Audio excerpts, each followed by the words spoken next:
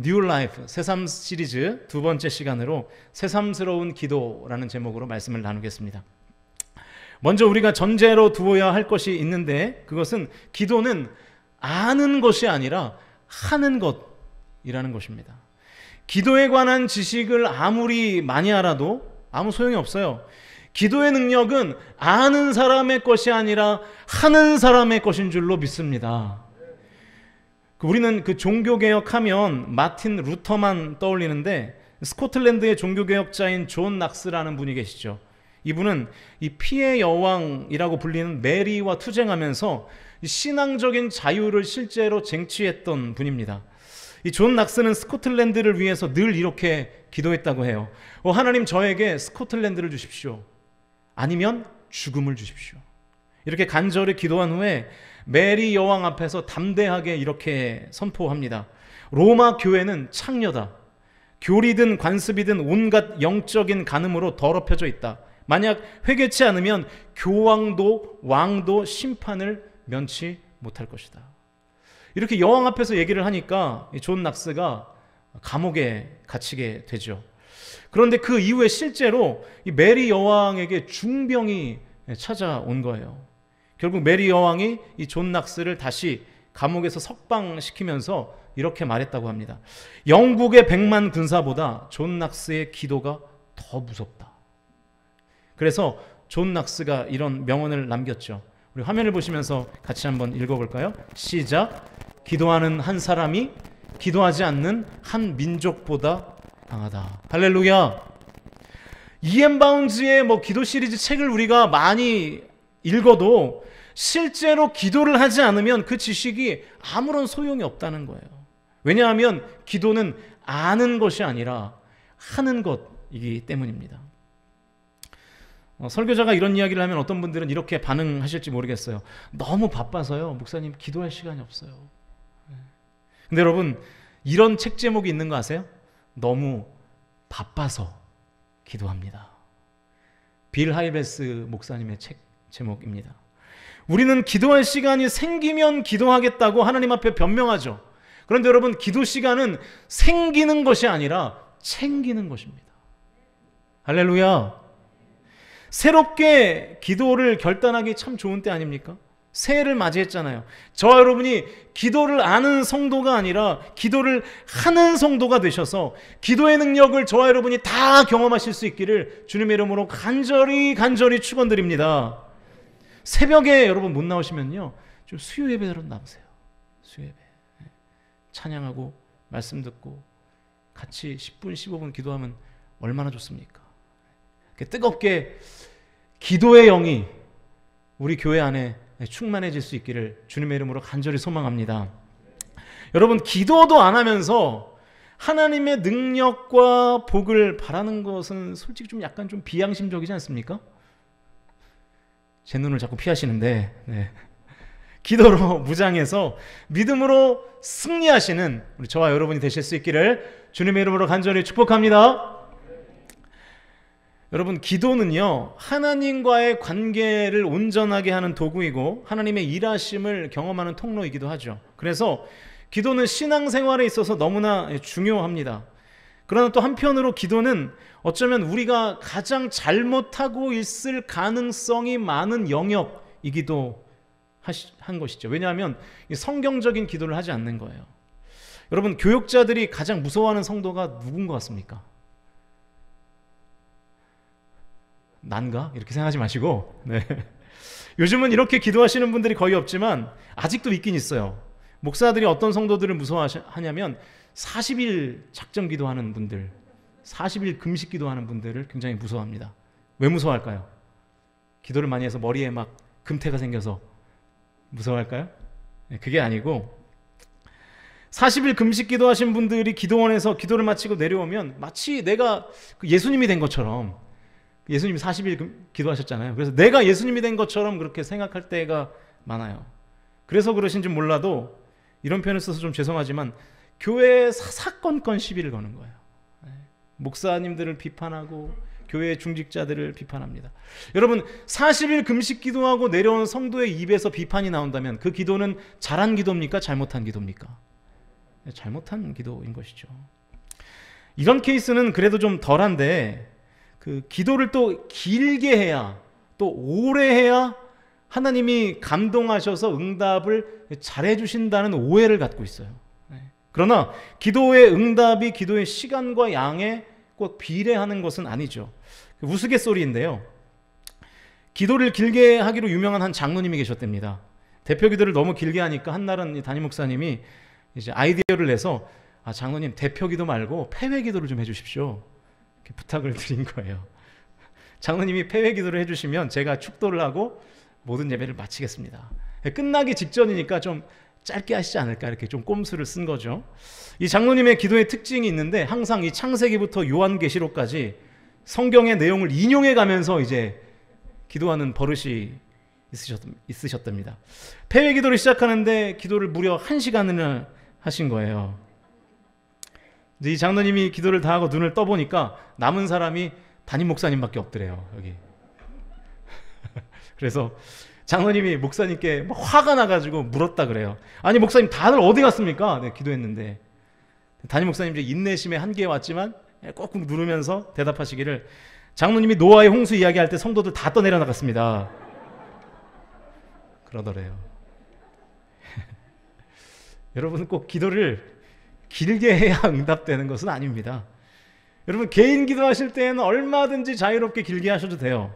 그러나 대표 기도하실 때는 미리 종이에 딱 기도문을 작성하셔서 짧게 기도하시는 것이 맞습니다. 오늘 김영곤 장로님 기도 아주 짧게 잘하셨죠? 또 머리까지 짧게 깎으셔가지고 새신랑인 줄 알았는데 제가 5분 선거사님 참 좋으시겠어요? 네. 왜냐하면 이렇게 기도하려고 이렇게 앞에 서면요, 여러분 저도 떨리거든요. 매주 설교하는 저도. 여러분들은 저보고 안 떤다 그러시던데 저 굉장히 지금 다리는 사시나무 떨듯이 떨고 있어요. 많이 떨리거든요. 근데 가끔 서시는 성도님들은 오죽 하시겠어요. 그러니까 이렇게 마이크를 잡게 되면 자꾸만 이게 길어지거든요. 그러니까 긴장하면 또 길어지게 되어 있어요. 그래서 나라를 위해서 기도했다가 조국을 위해서 기도했다가 나중에 또 국가를 위해서 기도하고 이렇게 되는 거거든요. 그래서 기도문을 짧게 작성하셔서 항상 하는 것이 중요합니다. 잘하시는데 그냥 말씀드린 거예요. 네. 기도는 영적 호흡이죠. 그래서 제대로 된 기도, 균형 잡힌 기도를 하지 않으면 우리의 영적 생명에 문제가 생길 수 있습니다. 그래서 저는 오늘 우리가 읽은 이 본문을 통해서 기도의 본질이 무엇인가를 좀 나눠보고 싶습니다. 저와 여러분이 기도의 본질을 깨닫고 잘못된 기도가 아니라 제대로 된 기대를 하나님 앞에서 하나님께 드려서 응답받으실 수 있기를 주님의 이름으로 간절히 축원드립니다. 오늘은 기도의 두 가지의 측면을 좀 나눠볼까 하는데요. 첫 번째는 진정한 기도라는 것이 뭔가, 그리고 두 번째는 그렇다면 진정한 기도를 어떻게 하는가입니다. 먼저 진정한 기도는 무엇인가부터 살펴보겠습니다. 오늘 본문을 보시면 우리아의 아내를 범한 이 다윗과 밧세바 사이에서 아이가 낳는데 그 낳은 아이가 죽을 것이라는 하나님의 명령을 다윗이 나단 선지자를 통해서 듣게 됩니다. 다윗의 범죄를 하나님이 책망하시는 건데요. 결국 그 아이가 시름시름 앓게 되죠. 13절부터 15절까지의 말씀을 우리 화면을 보시면서 같이 읽겠습니다. 시작.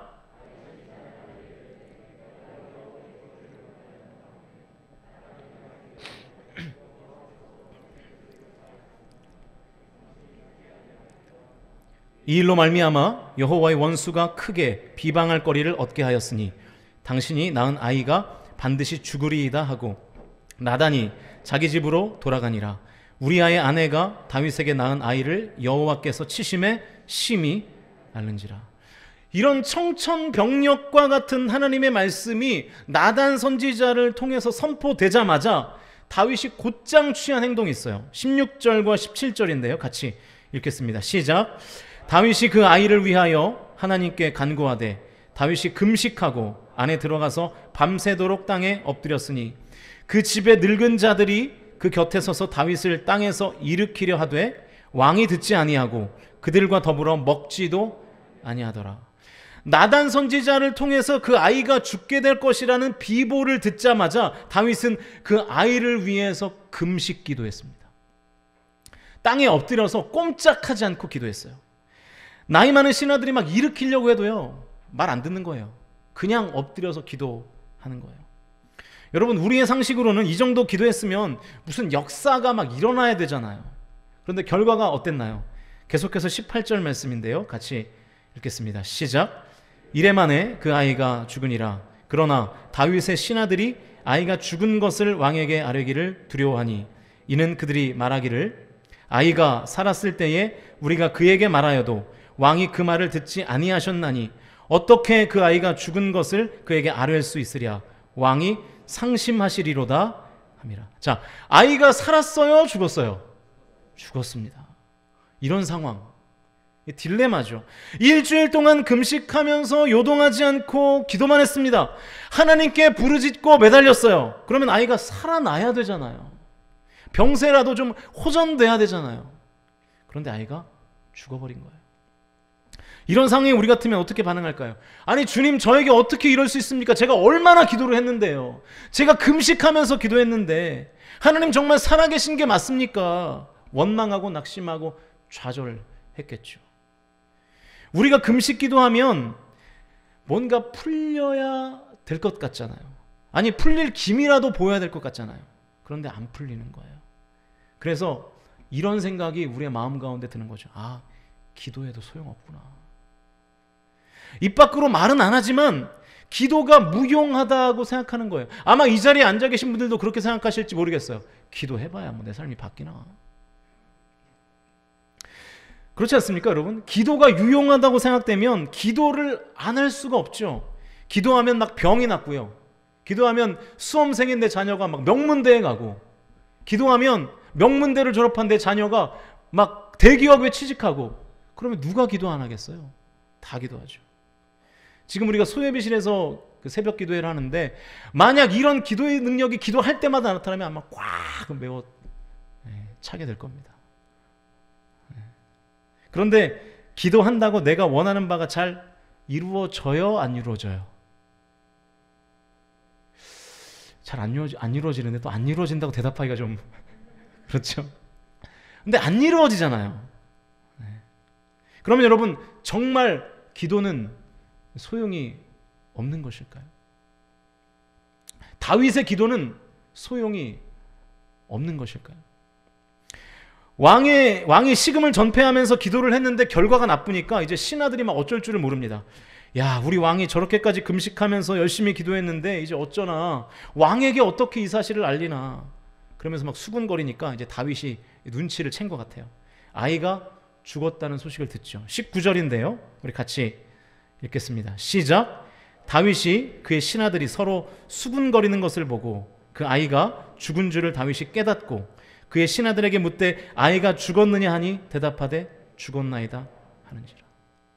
이제 그 소식을 들은 거죠. 아이가 죽었다는 소식을 들은 다윗의 반응이 굉장히 재밌는데요. 20절입니다. 읽습니다. 시작. 다윗이 땅에서 일어나 몸을 씻고 기름을 바르고 의복을 갈아입고 여호와의 전에 들어가서 경배하고 왕궁으로 돌아와 명령하여 음식을 그 앞에 차리게 하고 먹은지라. 자, 보십시오, 여러분. 그 소식을 듣자마자, 아이가 죽었다는 소식을 듣자마자 다윗이 어떻게 했습니까? 일주일 동안 한 발짝도 움직이지 않고 금식하고 기도하던 그 자리에서 곧장 일어나서 몸을 씻고 기름을 바르고 왕의 의복을 입었습니다. 그리고 어디로 갔나요? 여호와의 전으로 갔어요. 하나님께 가서 주님을 경배하죠. 예배드렸습니다. 찬양했습니다. 그리고 다시 원래의 자리로 돌아와서 밥 먹었어요. 일상으로 복귀한 거예요. 놀랍지 않습니까? 아이를 살리기 위해서 그렇게 기도하던 다윗이 기도 응답이 안 됐다는 소식을 듣고 뭘 했냐면 여호와의 전에 들어가서 경배했어요. 다시 하나님께 예배드렸습니다. 그리고 기도할 때는 먹지 않았던 음식을 기도가 응답되지 않으니까 먹기 시작합니다. 아이가 죽었다 그러니까 아무 일이 없었다는 듯이 다시 일상으로 복귀한 거예요. 너무 쿨해 보이는 거죠.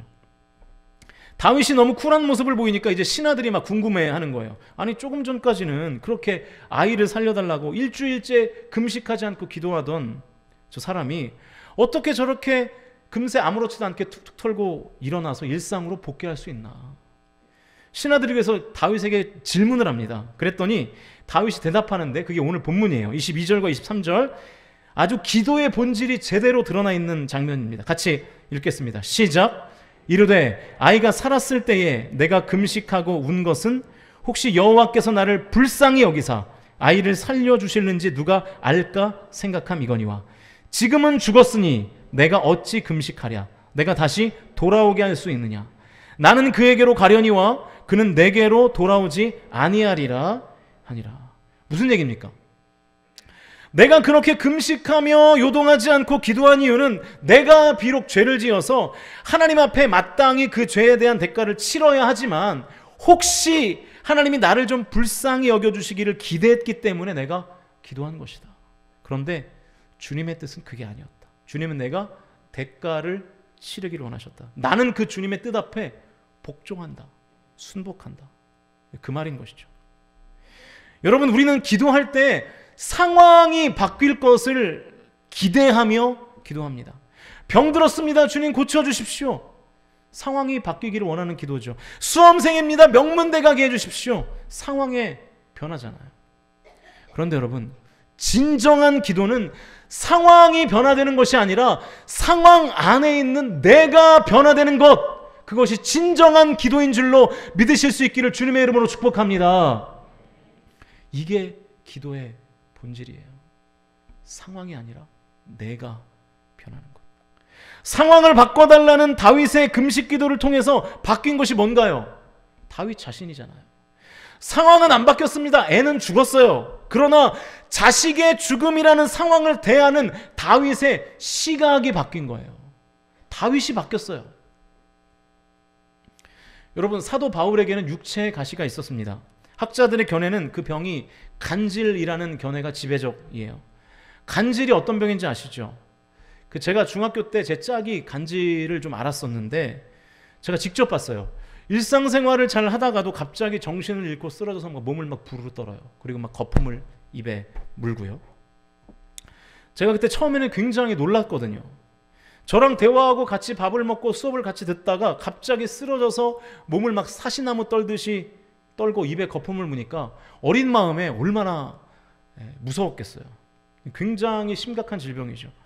가족들의 걱정이 얼마나 큰지 모릅니다. 왜냐하면 주변에 도와줄 사람이 없는 위험한 상황에서 갑자기 쓰러질까 봐 얼마나 걱정이 큰지 몰라요. 그런데 여러분, 만약 이 질병이 전도자였던 사도 바울에게 있었다고 생각해 보십시오. 굉장히 치명적인 질병인 것이죠. 한번 상상을 해보자고요. 사도 바울이 사람들을 불러 모아놓고 저처럼 강단에서 막 복음을 선포합니다. 예수 그리스도가 당신의 죄를 위하여 십자가에 달려 돌아가셨습니다. 그 주님을 믿으면, 그 십자가를 믿으면 당신은 영원한 생명을 얻게 됩니다. 참된 생명을 누리게 됩니다. 막 설교하다가 갑자기 쓰러져요. 거품을 물고 몸을 사시나무 떨듯이 막 떨어요. 또 그러다가 한 10분 15분 되면 회복이 되거든요. 갑자기 사도 바울이 툭툭 털고 일어나서 저기 어디까지 했죠? 그러면서 하나님이 당신을 사랑하십니다. 하나님이 당신을 구원하십니다. 선포하면 회중들이 뭐라 그러겠어요? 네 생명이나 잘 관리해라 임마. 그러지 않겠어요? 지 질병도 하나 컨트롤하지 못하는 주제에 무슨 남의 생명까지 걱정하냐. 그랬겠죠. 게다가 당시에는 이 질병의 원인이 죄라는 인식이 있었기 때문에 야 임마 우리 죄 얘기하기 전에 먼저 네 죄부터 해결하고 와라. 아마 그랬을 거라고요. 여러분, 제가 만약에 간질에 걸렸다고 생각해 보세요. 제가 여러분에게 지금처럼 막 설교를 하다가 갑자기 쓰러져서 막 떨고 있다가 갑자기 일어나서 설교하면 그래도 제 설교가 들리실까요? 이승우 장로님만 의리가 있으시네요. 네. 의리가 없으십니까? 네. 근데 하지만 솔직히 좀 힘들죠. 네. 은혜가 잘 안 되겠죠. 그래서 여러분, 고린도후서 12장을 보면 사도 바울이 이 질병을 고치기 위해서 3번 기도했다는 기록이 나오잖아요. 여러분, 이 3번이라는 기록은 단순히 고쳐주세요, 고쳐주세요, 고쳐주세요 이렇게 간단하게 3번 기도했다는 것이 아니라 생명을 걸고 기도했다는 뜻이에요. 생명을 걸고. 오늘 본문의 다윗보다 아마 더한 기도를 했을 거예요. 식음을 전폐하고 죽기 살기로 기도했을 겁니다. 왜냐? 이 전도자로서 그 간질이라는 그 병은 너무 핸디캡이 큰 거예요. 이것 때문에 복음 전파가 제대로 안 되는 거잖아요. 자존심도 상하고 바울이 얼마나 힘이 들었겠습니까? 몸이 힘든 거는 말할 필요 없고 이 정신적으로 얼마나 스트레스를 받았겠어요. 정체성이 흔들릴 정도의 질병이잖아요. 그래서 생명을 걸고 기도한 것입니다. 생명을 걸고 기도했는데 하나님이 응답을 주셨는가 한번 확인해 보시죠. 고린도후서 12장 9절 말씀인데요. 같이 화면을 보시면서 읽겠습니다. 시작.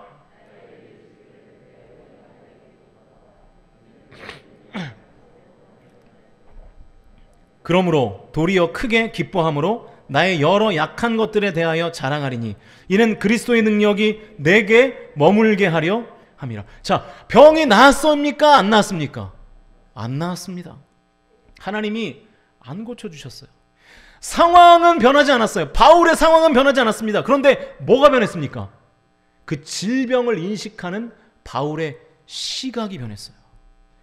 생명을 걸고 기도하기 전에는 간질이라는 질병을 창피한 것으로 하나님의 영광을 가리는 것으로 생각했다면 생명을 건 기도 후에는 그 간질이라는 질병을 기뻐하게 되었고 자랑하게 되었고 그 질병으로 인해서 그리스도의 능력이 내게 머물게 됐다는 고백이 터져 나오게 되잖아요. 할렐루야. 여러분, 이것이 진정한 기도의 능력입니다. 우리가 기도할 때 내 삶에 생긴 문제가 제거되기 때문에 문제로부터 자유하는 것이 아닙니다. 기도하면 문제를 인식하는 나의 시각과 나의 시선이 바뀌기 때문에 우리가 문제로부터 자유하게 될 줄로 믿으실 수 있기를 주님의 이름으로 간절히 축원드립니다. 다시 말하면, 더 쉽게 말하면 기도하면 문제가 작아지는 것이 아니라 내가 문제보다 커질 줄로 믿습니다. 그게 기도의 능력이에요. 아내가 남편에게 밥하기 싫으니까 좀 외식 좀 하자 조르는 거예요. 그러자 이제 막 퇴근을 하고 피곤해서 나가기 싫은 남편이 갑자기 아내의 손을 덥석 붙잡고 기도를 하기 시작합니다. 주여, 집에서 먹는 밥이 얼마나 맛있는지를 깨닫게 하여 주십시오. 결국 밥을 어디서 먹었을까요? 집에서 먹었어요. 남편의 기도가 응답이 된 모양이에요. 아내가 이제 저녁을 했겠죠. 이제 다음날 저녁 또 퇴근을 해서 집에 왔는데 식탁에 밥 한 그릇, 물 한 컵이 딱 놓여 있는 거예요. 반찬은 없어요. 아내가 갑자기 남편의 손을 덥석 잡더니 이렇게 기도합니다. 주님, 간곡하게 간구합니다. 물에 밥을 말아 먹어도 그 어느 진수성찬 못지않게 맛있게 먹는 식욕을 허락하여 주시옵소서. 기도했다는 거예요. 여러분, 이 부부의 기도의 공통점이 뭐예요? 나는 안 바뀌고 다 남만, 상황만 바꾸려고 하는 것이죠. 내가 바뀌려는 생각이 없는 거예요. 여러분, 저희 가정 얘기 아닙니다. 또 오해하지 마십시오. 네, 저희 아내는 요리를 참 잘합니다. 네.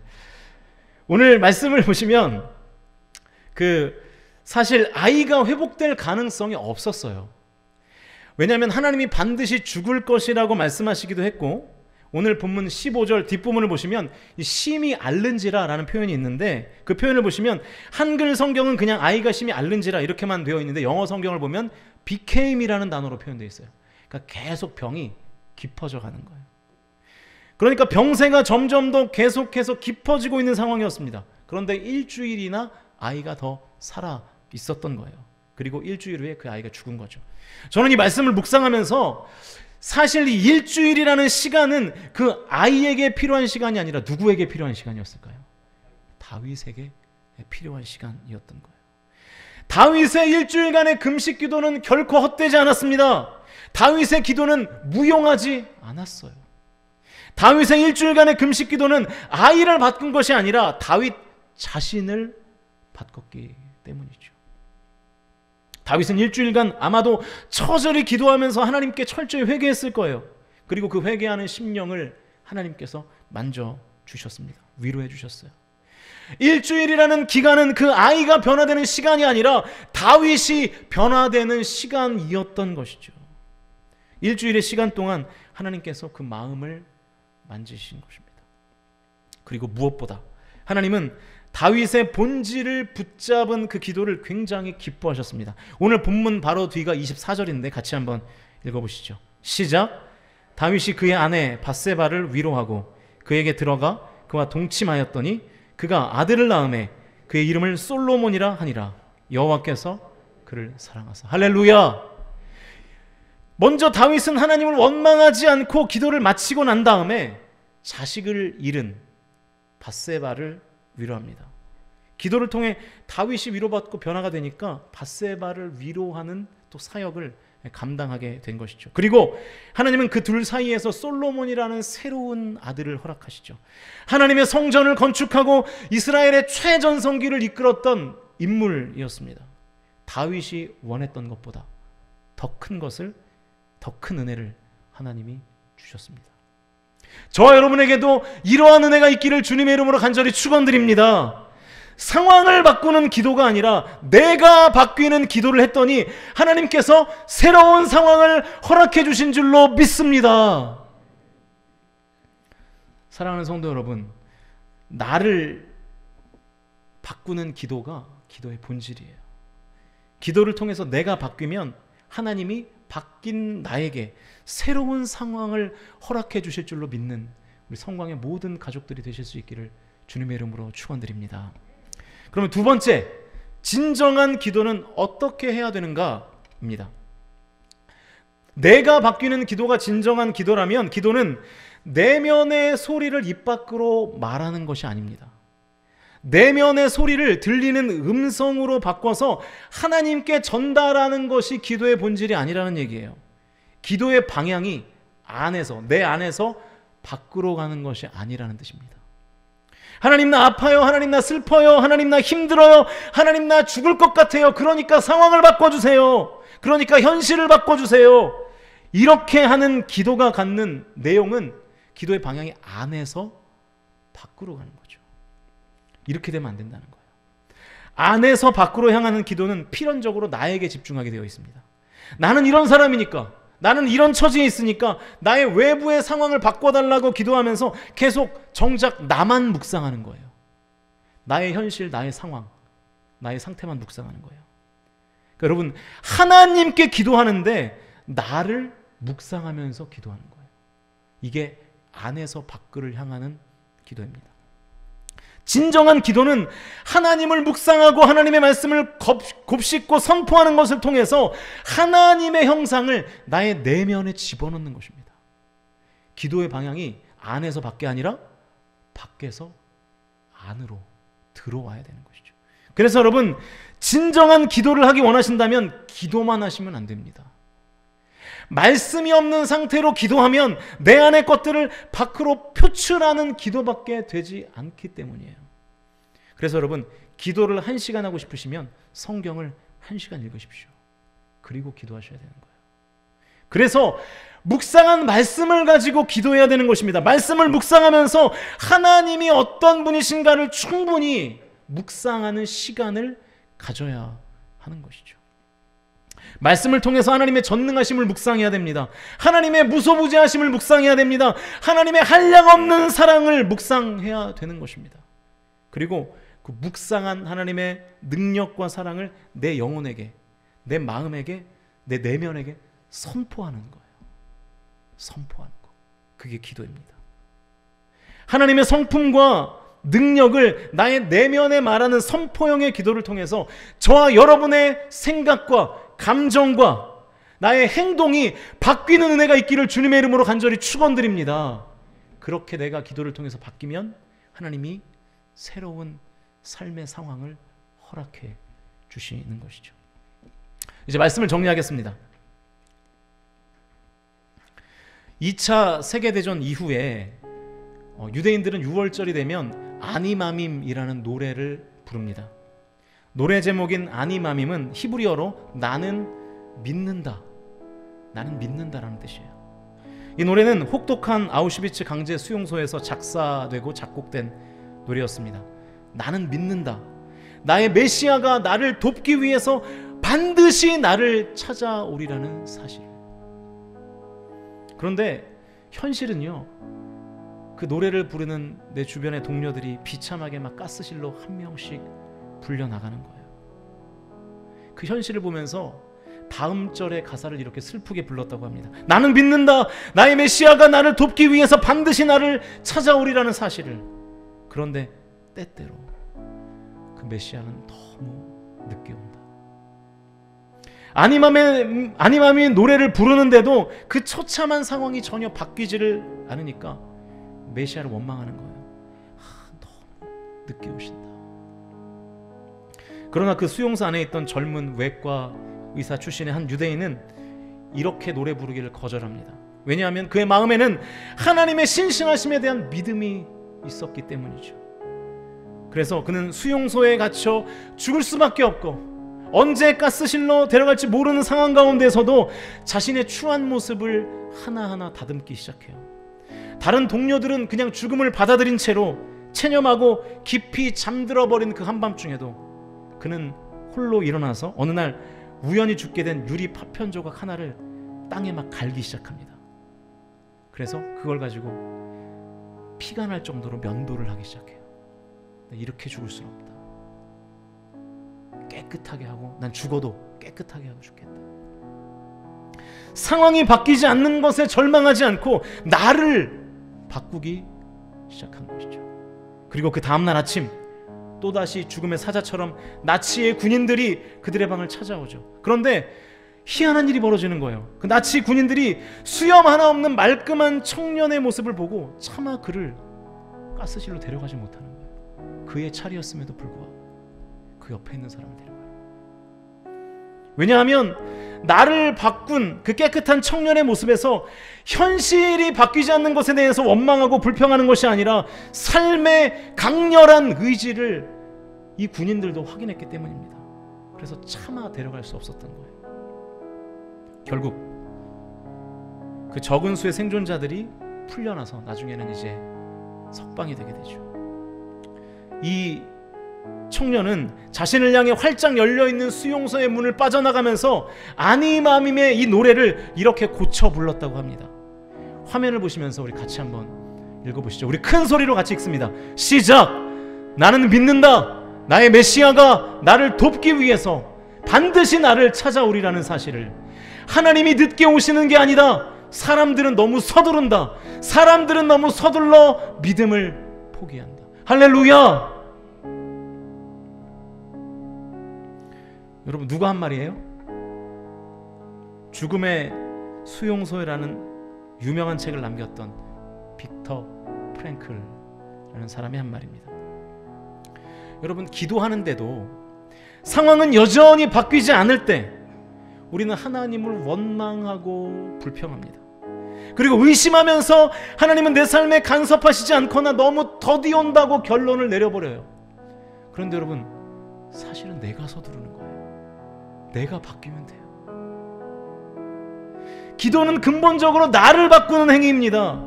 여러분, 상황이 바뀌기를 원하는 기도를 내려놓으십시오.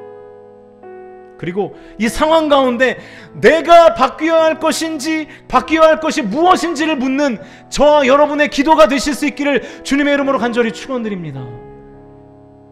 그러면 하나님께서 기도를 통해 바뀐 나에게 새로운 바뀐 상황을 허락해 주실 줄로 믿으실 수 있기를 주님의 이름으로 축원드립니다. 여러분, 그동안 우리의 기도는 잘못됐습니다. 많이 잘못됐어요. 새 것으로 새삼스러운 기도를 하기 원하신다면 상황을 바꿔달라는 기도가 아니라 나를 바꿔달라고 기도하셔야 돼요. 나를 바꿔달라고 기도하시면 하나님께서 하나님의 뜻과 가장 적절한 때에 하나님의 응답을 분명히 우리의 삶 가운데 실현시켜 주실 줄로 믿습니다. 여러분, 지금 기도 제목이 응답되지 않고 계십니까? 너무 서두르지 마십시오. 하나님께서 분명히 우리를 변화시키고 난 다음에 새로운 상황으로, 새로운 현실로 우리를 이끌어 주실 줄로 믿으시는 저와 여러분이 다 되실 수 있기를 주님의 이름으로 간절히 축원드립니다.